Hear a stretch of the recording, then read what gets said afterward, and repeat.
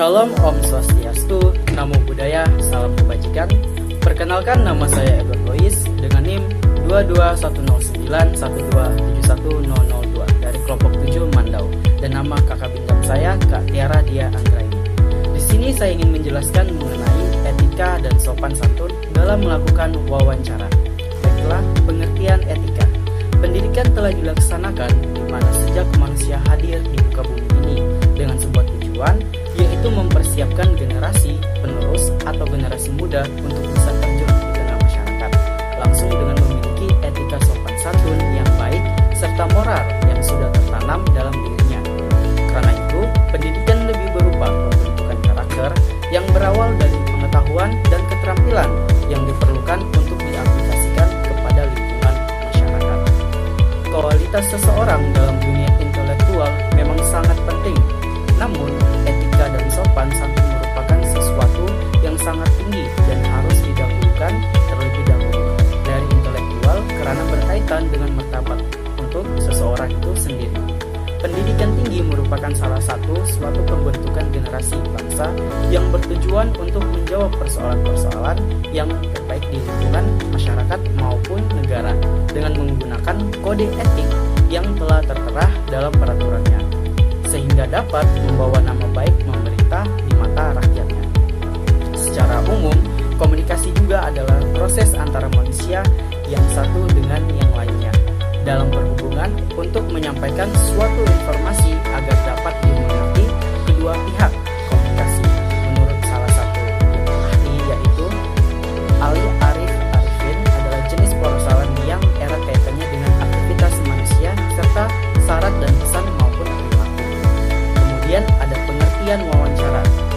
Karena wawancara berkaitan dengan perilaku manusia, hal ini menyangkut aplikasi seperangkat nilai luhur dalam bertindak bagi kehidupan seseorang dan organisasi, dan menyangkut berbagai prinsip yang menjadi landasan bagi perwujudan nilai-nilai tersebut dalam berbagai hubungan yang terjadi antar manusia dan lingkungan hidup. Agar bisa mengikuti kehidupan sosial yang tertib, manusia memerlukan kesepakatan, pemahaman, prinsip, dan ketentuan lain yang menyangkut pola perilaku. Etika memberikan prinsip yang kokoh dalam berperilaku sehingga kehidupan dalam organisasi semakin bermakna. Setiap bentuk kerja sama didasarkan pada kesepakatan yang dicapai bersama. Karena dinamika manusia dengan segala konsekuensinya, baik bersifat norma moral maupun etika, perlu dianalisa dan dikaji ulang.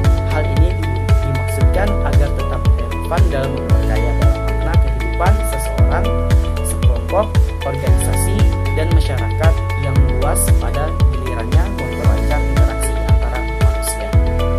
Selanjutnya ada pengertian sopan santun. Pergaulan sekelompok manusia di dalam masyarakat dan dianggap sebagai tuntunan pergaulan sehari-hari masyarakat itu.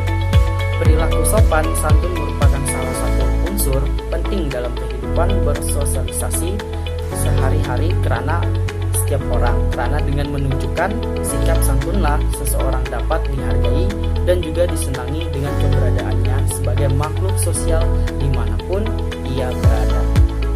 Dan kemudian ada tata cara etika dan sopan santun dalam wawancara. Mengacu pada pengertian sopan santun dalam proses pembelajaran, maka dengan itu dapat diperlukan juga dengan pembimbingan pembelajaran yang dapat dipahami pesan-pesan etika sopan santun melalui layanan bimbingan dan konseling, yaitu klasikal merupakan salah satu layanan dasar bimbingan, yaitu kebiasaan dan dalam keteladanan, pembinaan, disiplin, hadiah, dan juga hukum. Kesantunan dapat dikatakan sebagai suatu keinginan yang tulus berbuat baik kepada orang lain. Keinginan yang tulus itu dapat berwujud tindakan verbal atau bahasa dan non-verbal atau perilaku sehari-hari, dan merupakan salah satu variabel penting dalam sebuah peristiwa bahasa. Ketika berbahasa atau berbicara tutur, kesantunan menjadi pertimbangan pertama dalam memilih bentuk kebahasaan di samping kejelasan maksud. Hal ini senada bahwa kejelasan dan kesantunan adalah dua aspek penting yang harus diperhatikan dalam komunikasi verbal. Sekian yang dapat saya sampaikan, dan mohon maaf jika ada kesalahan dalam pengucapan kata dan bahasa. Terima kasih.